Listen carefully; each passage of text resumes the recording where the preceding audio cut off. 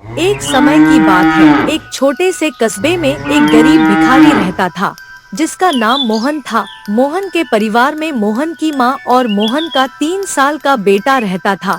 कुछ समय पहले मोहन का पत्नी का देहांत हो गया था। मोहन सड़कों पर भीख मांगकर अपना गुजारा करता था।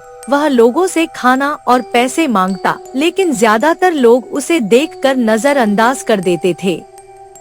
मोहन भीख मांगकर भी अपना परिवार का भरण पोषण नहीं कर पाता था। एक दिन मोहन को बहुत भूख लगा था। उसे कई दिनों से ठीक से खाना नहीं मिला था। वह सड़क किनारे बैठकर सोच रहा था कि आखिर उसकी जिंदगी कब बदलेगी। तभी उसके पास एक छोटी लड़की आई।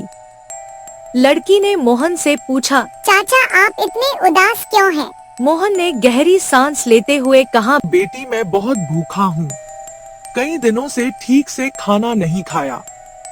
लड़की के हाथ में बिस्कुट का पैकेट था। लड़की ने अपनी बिस्कुट मोहन को दे दी। उसने वह बिस्कुट मोहन को देते हुए कहा, चाचा, मेरे पास ज्यादा तो नहीं है, लेकिन यह आपके लिए है। मोहन ने आश्चर्य से देखा और कहा, बेटी, तुमने मुझे इतना कीमती उपहार दिया है, इसके लिए मैं तुम्हारा आभारी हूँ। लड़की मुस्कुराते हुए चली गई। लड़की घर आकर सारी बात अपने पापा को बताई। उसके पापा उससे कहते हैं, बेटा, तुमने बहुत अच्छा काम किया। अगर हम किसी की मदद करते हैं तो भगवान बुरे वक्त में मेरी मदद करेंगे। अगले दिन मोहन उसी जगह बैठा था।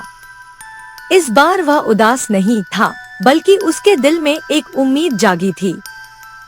तभी एक व्यापारी वहाँ से गुजर रहा था। उसने मोहन को देखा। व्यापारी ने मोहन से कहा, तुम यहाँ रोज क्यों बैठे रहते हो? तुम काम क्यों नहीं करते? मोहन ने सिर झुकाकर कहा, साहब, मेरे पास कोई काम नहीं है और ना तो मुझे कोई काम देता है।